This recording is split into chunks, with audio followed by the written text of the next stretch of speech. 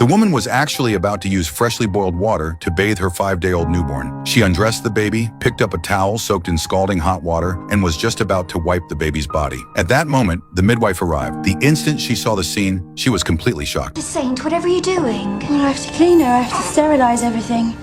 Can't trust the tap. They put dangers in it. Safer with the river. The nun immediately realized that something was terribly wrong. How could a normal mother possibly think of doing such a thing? She quickly took away the hot water and went to fetch the doctor. Meanwhile, another midwife stayed in the room to look after Pamela and the baby, but no one noticed that Pamela's expression was becoming darker and darker. She suddenly snatched the baby from the midwife's arms and began pacing back and forth across the room, repeatedly saying that she needed to bathe the baby. The doctor arrived shortly afterward. The moment he opened the door, Pamela reacted as if she had been startled, clutching the baby tightly while backing away. Seeing her condition, the doctor immediately gave her a sedative. After a thorough examination, he reached a deeply concerning diagnosis. Pamela was suffering from postpartum psychosis, along with severe postpartum depression. At that moment, the nun suddenly remembered something. Ever since giving birth, Pamela had been acting more and more strangely. At first, she had been immersed in the joy of becoming a mother, but before long, she gradually sank into depression and anxiety. And just after giving birth, she insisted on starting to clean the house. She was worried that germs everywhere in the room could make the baby sick. Despite everyone repeatedly trying to persuade her, nothing worked. To further assess her condition, several psychiatric experts were needed to evaluate Pamela. However, her husband George strongly opposed the idea.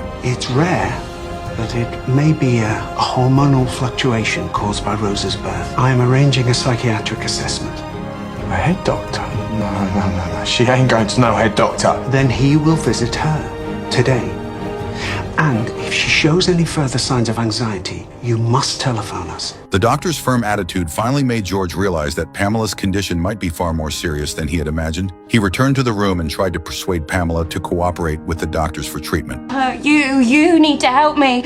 I don't want any more people coming in here. They're checking you and the baby. They want to take her. Stop this.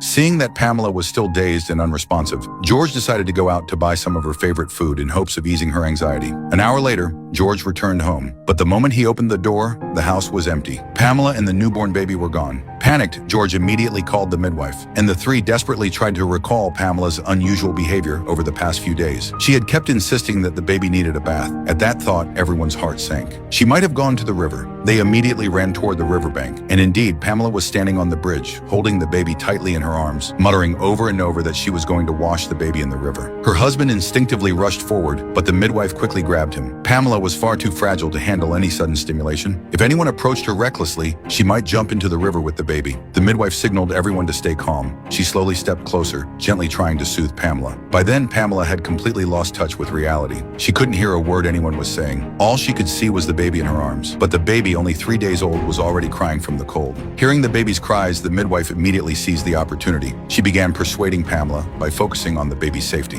I can't. I have to wash her. It's the germs. Not the river. In a warm bath. We can do that. We can take her home. Would you like that? To go home? To be safe? For Rose to be safe?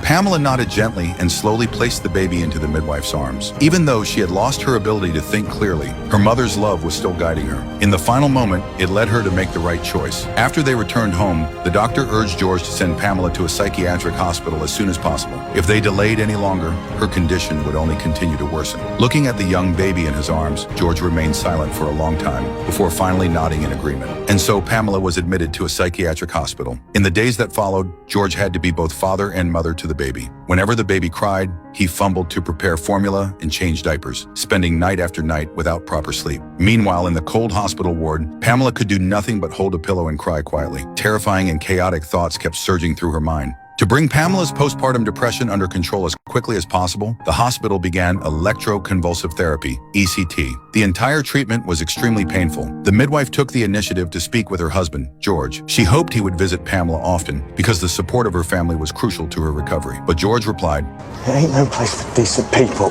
They're ill, Mr. Saint. They should be extended the same understanding that we have for physical illnesses. Your visit will speed her recovery. You didn't lose your daughter. You must not lose your wife.